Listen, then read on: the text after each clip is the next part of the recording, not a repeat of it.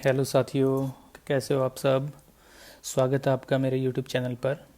Lockdown के इस माहौल का सदुपयोग करने के लिए जुड़े रहिए मेरे साथ। आज के वीडियो में हम सतत वर्गीकृत बारंबारता बंटन के लिए माध्य ज्ञात करेंगे, लेकिन इस बार गणना को कुछ कम करने की कोशिश करेंगे।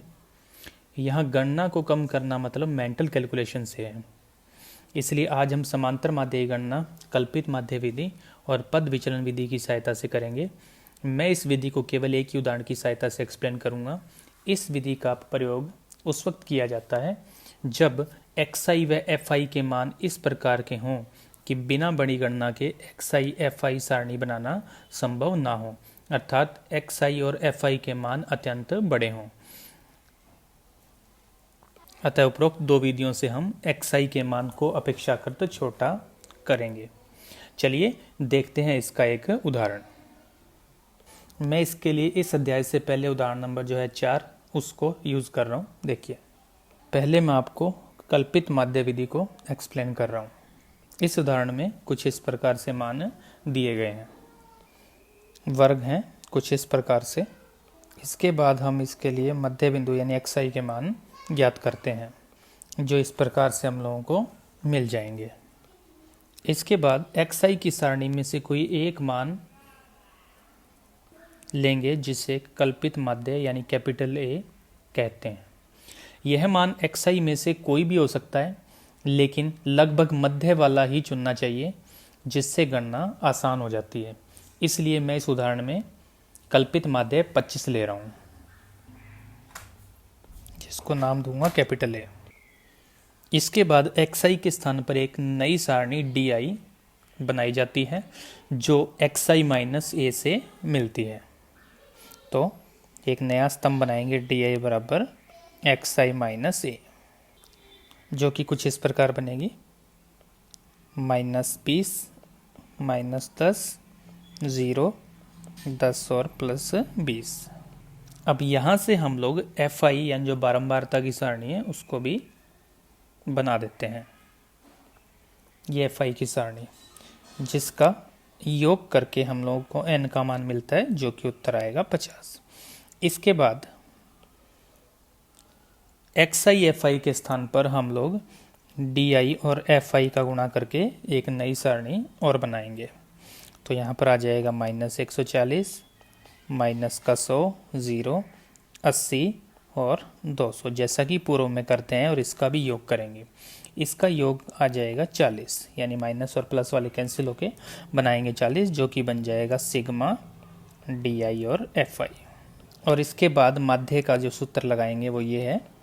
इस कैलकुलेशन में माध्य x बार बनता है सिग्मा di fi बटे में n और प्लस में a, यानी di से हम लोग di fi का मान ज्ञात करते हैं। उसके बाद उसके योग में n का भाग लगाते हैं, जैसे पहले xi और fi में हम लोग कर रहे थे। अब यहाँ पर जो हमें मान मिल रहे हैं वो, यानी जो di मिल रहा है वो a को माइनस करने में मिल रहा है बार बार। तो अतः जो माध्य होगा उसके अंदर di fi वाले मान के अंदर हम लोगों को लास्ट में a का योग करना पड़ेगा, जो मैंने यहाँ किया है। इस प्रकार से यह माध्य का सूत्र बन जाएगा। इस सूत्र में मान रखते हैं, माध्य ज्ञात करते हैं, तो उत्तर आएगा 40 बटे 50, और a हमने ले रखा था इसके अंदर 25। एक जीरो से एक जीरो कैंसिल, ये बनेगा 0.8, इसको जोड़ा जाएगा 25 में, तो उत्तर बन जाएगा 25.8, जो कि इस प्रश्न के लिए माध्य का मान होगा। अगला हम इसी उदाहरण के लिए दूसरी विधि जो है हमारे पास है पद विचलन विधि, उसके बारे में सीखते हैं। पीछे वाला ही उदाहरण हम लोग di तक वापस सारणी बना के लिख देते हैं, क्योंकि वहाँ तक तो इस क्वेश्चन में आना ही आना है। यानी पद विचलन विधि में कल्पित माध्य विधि तो होती ही होती है, यानी di की जो सारणी है वहाँ तक हम लोगों को आना है। ये वर्ग, उसके बाद हम लोग इसके मध्य बिंदु xi की सारणी बना देते हैं। इसके बाद कल्पित माध्य a लेते हुए 25 को हम लोग di की सारणी भी बना देते हैं, जो कि होगी xi माइनस a। इसके बाद आपने di की सारणी को ध्यान से देखना है, और ये चेक करना है कि DI की सारणी में जो मान आ रहे हैं वो कौन से बड़े पहाड़े में आ सकते हैं। तो आपका जवाब होगा कि अब जो हमने 20, 10 और 10, 20 यानी जो चिन्ह उसको छोड़ते हुए जो लिया है वो सब 10 के पहाड़े में आ सकते हैं। तो ये जो हम बोल रहे हैं 10, ये H का मान होगा, जिसको मैं यहाँ DI की सारणी के नीचे व्यक्त कर रहा हूँ। एग्ज़ाम में भी आप ऐसे ही करना, कोई फ़र्क नहीं पड़ेगा। अब एक नया स्तंभ बनेगा जिसको बोला जाएगा UI, और UI वास्तव में होगा जब हम DI में H का भाग देंगे। तो इस आधार पर जो नई सारणी बनेगी वो बन जाएगी -2, -1, 0, 1 और 2। इसके बाद हम लोगों को जो UI मिल रहा है उसके मान अत्यंत छोटे होंगे, और अब FI की सारणी को बनाते हुए हम UI FI ज्ञात करते हैं। FI का योग वही n का मान बन जाएगा 50। इसके बाद UI और FI का गुणा करते हुए नई सारणी बनाते हैं, तो -14, -10, 0, 8 और 20, और इसका योग करेंगे तो उत्तर आ जाएगा 4, जो कि सिग्मा UI FI का मान होगा। और अब माध्य के लिए जो सूत्र बनेगा वो बन जाएगा सिग्मा UI FI बटे में n गुणा में h और प्लस में a। इस सूत्र में मान रखते हुए हम लोग माध्य के मान की गणना करेंगे, जो आएगा 4/50 गुणा में h का मान 10 और प्लस में a का मान 25। एक 0 से एक 0 कैंसिल। ध्यान से देखिए, इसका मान भी बनेगा 25.8।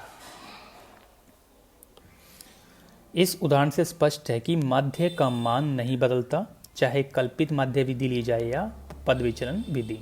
एग्जाम में जिस विधि से भी ज्ञात करने को कहा जाए उसी से हल करना है।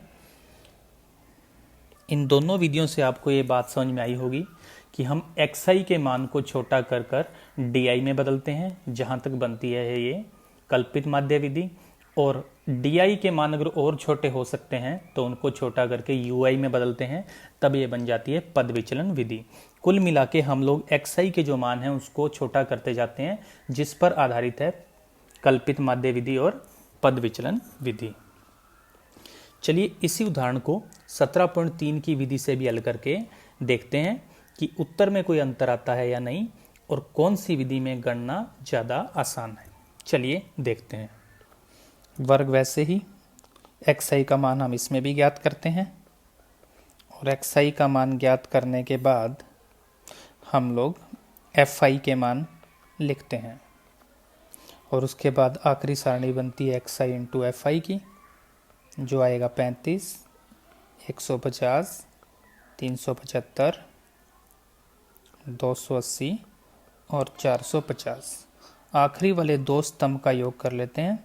FI का योग n का मान आएगा 50 और xi FI का योग बन जाएगा 1290, जिसको लिख देंगे सिग्मा xi और FI से। इस आधार पर माध्य x बार का मान आएगा सिग्मा xi FI बटे में n। ये बन जाएगा 1290 बटे में 50, एक 0 से एक 0 कैंसिल। उत्तर इसका भी बनेगा 25.8। हालांकि आपको फील हो सकता है कि 17.3 की विधि ज़्यादा आसान है, लेकिन यदि इसमें यदि FI के मान और ज़्यादा बड़े होते तो xi इंटू FI की गणना करना और भी मुश्किल हो जाता, और उनका योग करते समय गणना में गलती होने की संभावना भी बनी रहती है। इसलिए जैसे जैसे आप आगे इन कल्पित माध्य विधि और पद विचलन विधि को सीखते जाएंगे या इसके ऊपर प्रश्न हल करते जाएंगे, तो आपको ये विधियां आसान फील होंगी। हालांकि आपको जो विधि आसान लगे प्रश्न उसी विधि से आपको हल करना चाहिए। बस इस बात का ध्यान रखें कि एग्जाम में जिस विधि से पूछा जाए उसी से ही हल करना है। माध्य के लिए अब हमारे पास 3 सूत्र हो चुके हैं, सिंपल विधि से, कल्पित माध्य विधि से और पद विचलन विधि से। अब इनमें जो अंतर है वो क्या है, वो थोड़ा सा इस पे फोकस करते हैं ताकि बच्चों को ये जो सूत्र है वो भी अच्छे से याद हो जाए। अगर सिर्फ xi के ही मान लिए जाते हैं तो सूत्र बनता है x bar equal sigma x I F I बटे में एन। अगर एक्स आई को डी आई में चेंज किया जाए तो हम जानते हैं कि डी आई में चेंज करने के लिए एक्स आई माइनस ए का उपयोग किया जाता है। उस कंडीशन में माध्य का जो सूत्र है वो हो जाता है सिग्मा एक्स आई की बजाय डी आई और एफ आई की जगह एफ आई होता है बटे में एन, तो आएगा ही आएगा। लेकिन यहाँ पर जो हमने माइनस किया है तो इस सूत्र में क्या कर देते हैं प्लस ए। इस आधार पर यहाँ पर माध्य का सूत्र ये बन जाता है। और अगर डी आई को भी फर्दर अगर हम पद विचलन विधि से यू आई में चेंज कर देते हैं तो आपने ये नोटिस किया होगा कि हम लोग डी आई में एच का भाग लगाते हैं जिससे ये यू आई में बदलता है। इस स्थिति में जो माध्य का सूत्र बन जाता है एक्स बार वो बनता है sigma you I F I बटे में एन। यहाँ तक तो सब ठीक है, लेकिन ये जो सूत्र बना है ये एच का भाग देने से बना है, तो हम यहाँ पर कर देते हैं एच का गुणा। और ये यू आई जो बना है, सॉरी यू आई जो बना है वो डी आई से बना है। डी आई किससे बना है, वो एक्स आई माइनस ए से बना है, तो यहाँ पर कर देते हैं प्लस ए। तो ये तीनों सूत्र बेसिकली आपके कॉमन सेंस के ऊपर ही बने हुए हैं। तो अगर आप थोड़ा सा ध्यान देंगे तो आपको इनमें कुछ विशेष याद करने की आवश्यकता नहीं पड़ेगी। तो साथियों, आज के वीडियो में इतना ही। अगले वीडियो के साथ जल्दी मिलेंगे। धन्यवाद।